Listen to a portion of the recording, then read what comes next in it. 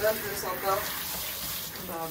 Oh, c'est vraiment vert, gros. Hello la team, j'espère que vous allez tous très bien. En tout cas, moi, je suis trop contente de vous retrouver aujourd'hui pour une nouvelle vidéo, pour une vidéo cheveux, pour une vidéo crash test de l'extrême. Si tu me suis un petit peu sur Instagram, tu sais que je suis une véritable accro à mes cheveux et que je passe ma vie à faire des soins un petit peu chelous pour la plupart. Ça fait maintenant plus de 5 ans que je les entretiens, que j'en prends soin, que je les laisse pousser après plusieurs catastrophes capillaires. Et d'ailleurs, ça fait plus d'1 an que je suis passée à une routine qui est essentiellement naturelle. Donc je fais mes soins et mes shampoings toute seule pour la majorité. Et récemment, en scrollant sur TikTok, je suis tombée sur une multitude de recettes pour la pousse, pour le bien-être des cheveux. Donc pour la plupart, je les connaissais déjà, on va pas parler de maïzena ni d'odorie dans cette vidéo. Mais j'ai fait quand même quelques découvertes et il y en a 2 notamment qui m'ont un petit peu intriguée. Et en vue de ma nature de cheveux et de ma couleur qui est un blond, donc c'est pas un blond qui est ouf, mais c'est un blond naturel, je me suis posé quand même quelques questions. Est-ce que ça marche? Est-ce que l'odeur n'est pas trop désagréable? Est-ce que ça va pas me colorer les cheveux? Est-ce que tu sens le bail arriver là? Donc clairement, soit ça passe et je ressors avec les cheveux drapants, soit ça casse et là, c'est la merde. Donc les produits que j'ai sélectionnés ont tous des bienfaits ultra intéressants pour les cheveux et notamment pour la pousse. Donc je me suis dit qu'on allait tester ça ensemble et on va voir le résultat. J'ai donc chopé tous mes produits chez Aromazone. T'as énormément de recettes et de conseils notamment pour les cheveux et la peau. Personnellement, j'ai appris énormément de choses sur ce site et si t'es novice et que tu t'y connais pas vraiment, c'est parfait. Alors avant de commencer cette vidéo, je tiens à préciser qu'il faut vraiment faire très attention quand tu utilises des produits naturels. Le résultat peut être autant magnifique que dramatique. Et je sais de quoi je parle parce que pour la petite anecdote, un jour j'ai voulu tester une poudre, la poudre de Manjishta, sur ma peau avec une copine. Donc c'est une recette, hein, tu mélanges ça avec d'autres poudres. Cette poudre, elle a vraiment des propriétés excellentes sur la peau, notamment pour enlever les impuretés et les petites taches. Et elle est parfaite pour les peaux un petit peu sensibles comme la mienne. Donc clairement, je me suis pas inquiétée et j'aurais dû parce que ma pote est ressortie avec une peau magnifique et moi avec une réaction allergique de malade. Ça m'a fait rire 5 minutes et après j'ai plus rigolé très longtemps parce que ça brûlait, enfin c'était vraiment un carnage. Donc il faut toujours tester les produits au moins 24 heures à l'avance dans le pli de son coude pour être sûr de pas avoir de réaction. Du coup, c'est parti, let's go. J'ai sélectionné un soin et un shampoing. J'ai utilisé des fleurs d'hibiscus, donc c'est connu pour fortifier le cheveu et apporter de la brillance. Ça stimule la pousse des cheveux et lutte contre la chute. Ça prévient aussi de l'apparition des pellicules et des pointes fourchues. Par contre, et le problème dans cette histoire avec mes cheveux, c'est que c'est un très fort colorant. C'est pour ça que j'ai pris des fleurs et non pas la poudre directe d'hibiscus. Parce que je me suis dit qu'il y aurait peut-être moins de risques. Mais si ça craint pas pour tes cheveux, prendre directement de la poudre d'hibiscus, ça sera très bien. Et l'hibiscus, c'est parfait pour les cheveux ternes, fins et fragiles. Alors en ce qui concerne la préparation, j'ai d'abord fait infuser mes fleurs d'hibiscus. J'ai vraiment craqué sur la couleur, je la trouve vraiment trop jolie. Et j'ai ajouté environ 50 g de poudre de fenugrec. Et ça m'a donné ceci. Clairement, c'est pas du tout appétissant. C'est le problème un peu de la poudre de fenugrec, ça se mélange très difficilement avec le reste. J'ai donc mélangé pendant un petit moment pour essayer d'enlever au maximum les grumeaux et les gros blocs de fenugrec. Et ça m'a vraiment donné une super belle texture. Je l'ai ensuite mis au frigo toute la nuit. Et ça m'a donné ceci.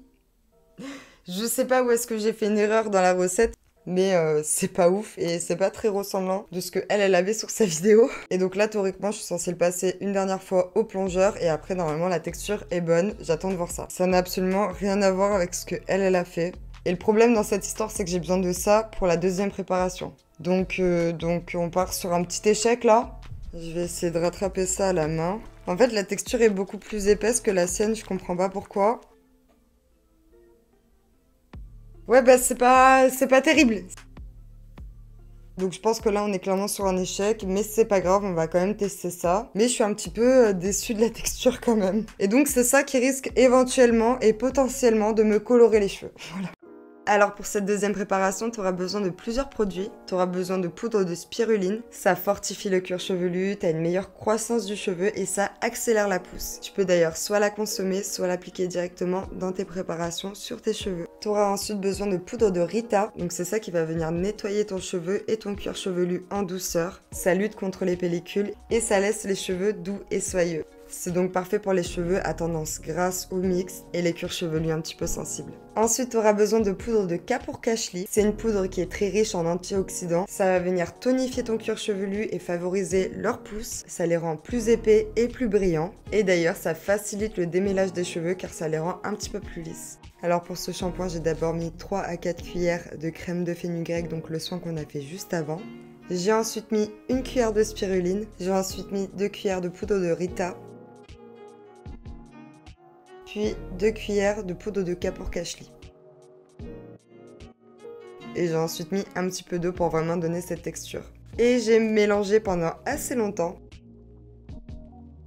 Et ça m'a donné ceci. Franchement, je suis assez contente du résultat. C'est pas vraiment similaire à ce que elle avait. Bon, déjà, la couleur n'est pas la même, forcément, vu qu'elle avait de la spiruline bleue et moi de la spiruline verte. Mais j'aime pas mal la texture, même si elle fait pas aussi chantilly que la sienne. Par contre, l'odeur est vraiment très très désagréable. Tous les ingrédients dedans sentent mauvais. La spiruline, la poudre de Rita et la poudre de Kapur-Kashli sentent vraiment très très fort. Donc si tu crains un petit peu les odeurs, je te déconseille de faire cette recette. Bon bah ça y est, les recettes sont faites. Sans vous mentir, je regrette un petit peu mon choix de vidéo, mais maintenant qu'on y est, on y est.